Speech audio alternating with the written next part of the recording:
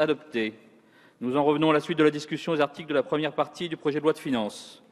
Vendredi, l'Assemblée s'est arrêtée à l'amendement 874 du Gouvernement à l'article 15. Sur cet amendement 874, Monsieur le ministre.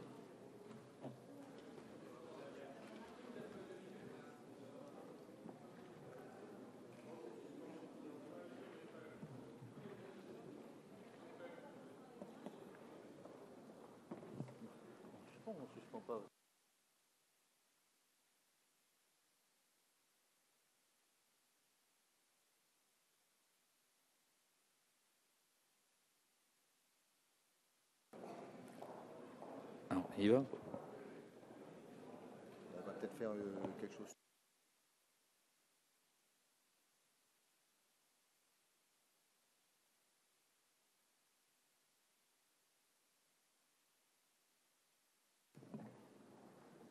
Monsieur le ministre.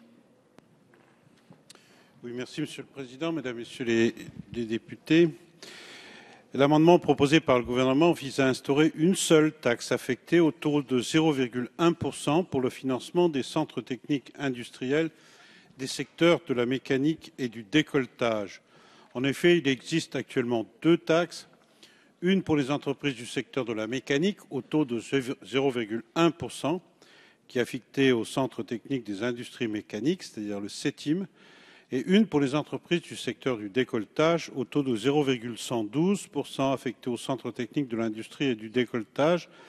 Cet amendement procède à une simplification administrative en permettant une meilleure efficacité dans le recouvrement de cette taxe et en lui donnant une plus grande lisibilité. Au-delà, cette unification concrétise un rapprochement de ces deux secteurs industriels et de ces deux CTI.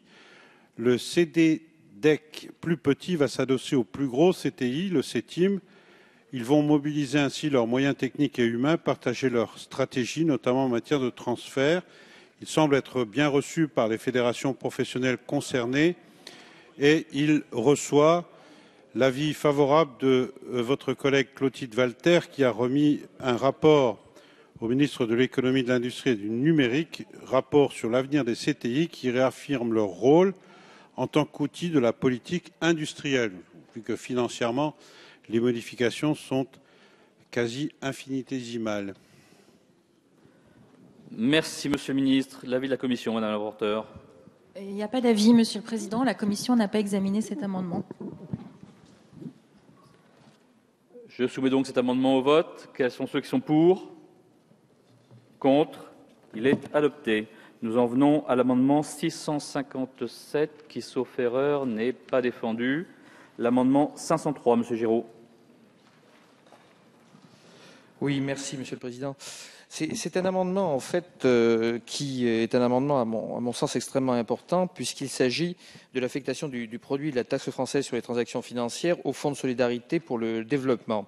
Vous le savez, les ONG sont largement à l'origine de la mise en place d'un système vertueux qui est de faire en sorte que 25% de cette taxe, appelée à tort taxe Tobin, soit affectée à l'aide au développement.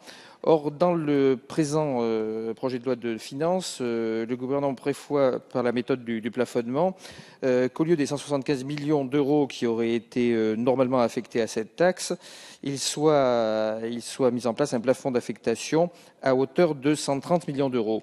Or, 130 millions d'euros, ça ne correspond même pas aux engagements de la France sur le plan international. Puis-je au demeurant faire observer qu'en Grande-Bretagne, où les coupes sombres ont été totales dans le budget, c'est le seul secteur du budget qui a été préservé.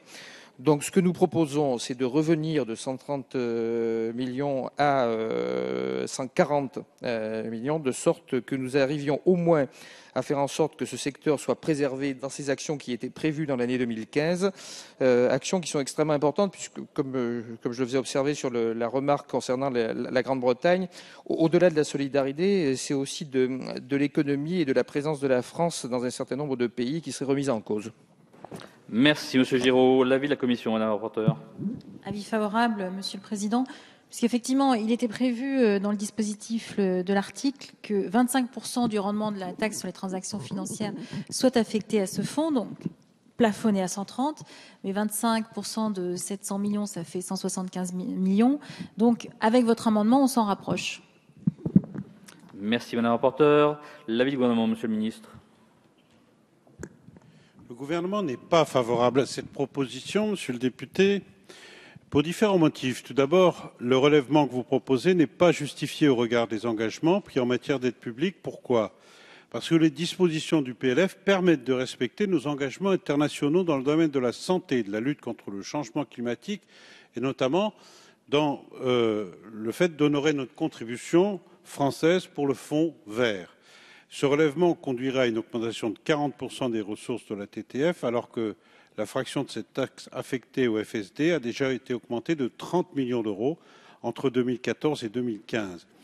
Je rappelle par ailleurs que le gouvernement prévoit bien une hausse progressive de la fraction de TTF affectée au FSD sur le triennal. Ce plafond sera porté à 130 millions d'euros en 2015, vous l'avez rappelé, 160 millions d'euros en 2016, 190 millions d'euros en 2017, c'est-à-dire une hausse de 90% en 2017 par rapport à 2014. Enfin, au-delà de l'effort d'ores et déjà consenti par le gouvernement, votre amendement conduirait à dégrader notre norme de dépenses pour l'année 2015, ce qui devrait nécessairement trouver compensation dans le tableau d'équilibre. Le gouvernement est donc défavorable à cet amendement. Merci, Monsieur le ministre. Monsieur Chartier. Merci, Monsieur le Président. Merci, Monsieur le Ministre, pour vos précisions.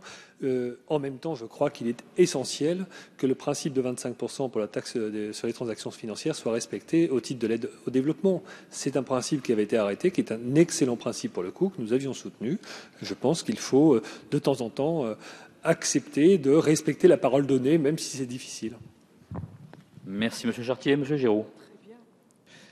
Oui, merci, Monsieur le Président. Non, Monsieur le Ministre, je crois que, enfin, sur une affaire comme celle-là, qui est une affaire, je le disais, de solidarité, mais également quelque part de présence de la France et d'économie française à l'étranger, on est sur une baisse de 20% par rapport à ce qui a été engagé l'an dernier, ce qui est tout à fait considérable. Ça serait une des plus fortes baisses que l'on peut constater sur notre budget.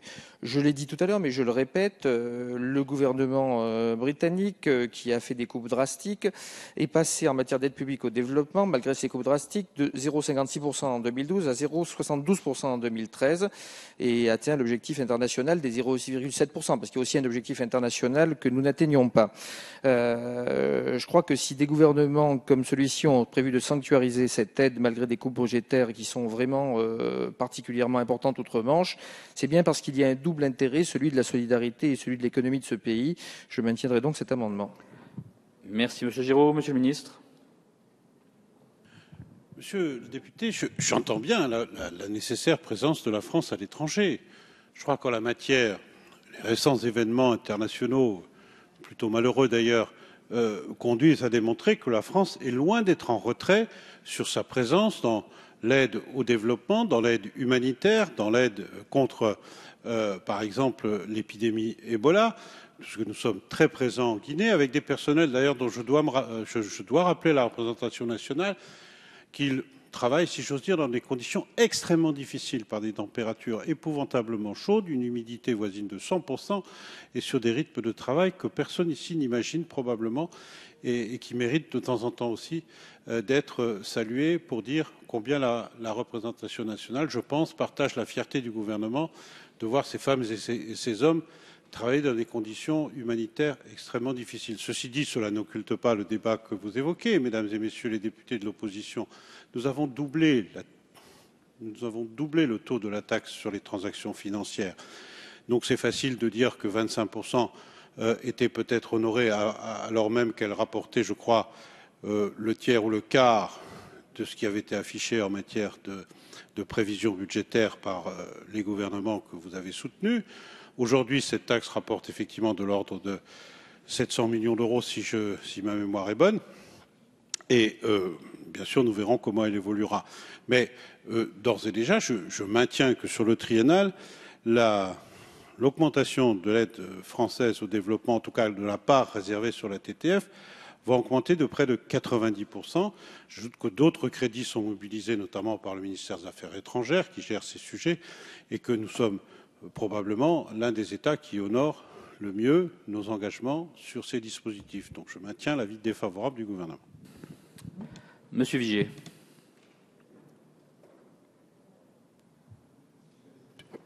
Merci, Monsieur le Président. Non, à mon tour, je voudrais dire, je comprends tout à fait l'amendement de notre collègue Giraud, qui me paraît tout à fait bien fondé, puisque lorsqu'on prend un engagement public d'affecter 25% d'une taxe, à partir de là, on respecte l'engagement public. Ou alors, ça ne sert à rien de prendre des engagements. Donc, en plus, je trouve qu'il avait été modeste dans son calcul, parce que les 25%, ça faisait 175 millions d'euros. Il a émis 140, donc vous aviez encore des recettes de poche pour 35 millions d'euros.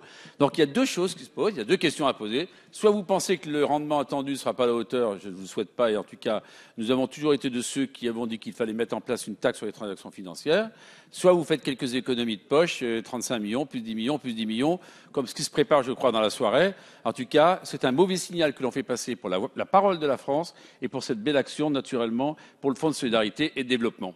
Merci, Monsieur Vigier. Madame Faunéron, puis nous allons passer au vote. Oui, Monsieur le Président, par rapport à cet amendement de Monsieur Giraud, je pense qu'il faut qu'on regarde l'ensemble des éléments budgétaires. Et effectivement, dans le cadre du projet de loi de finances 2015, dans le cadre des crédits qui sont apportés à l'aide publique au développement, qui sont apportés à l'Agence française de développement et au centre de crise ONG pour l'ensemble de l'action humanitaire, il y a des crédits qui sont doublés entre 2012 et 2016 sur l'ensemble de cette action, et particulièrement 8 millions d'euros supplémentaires qui sont donc sur le programme 209 qui seront affectés à cette action tout à fait prioritaire pour l'ensemble d'entre nous, qui est toute l'aide au développement public. Merci Madame Faunéron. Donc je vais soumettre au vote cet amendement 503 qui est un avis favorable de la Commission et défavorable du gouvernement. Quels sont ceux qui sont pour?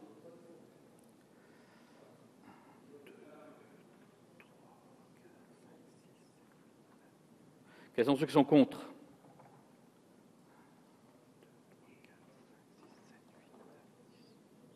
Il est adopté. Nous en passons à l'amendement 191. Monsieur Benisti. Ah oui, est-ce que vous levez le gage? Le ministre souhaite une suspension de séance, Monsieur le Président.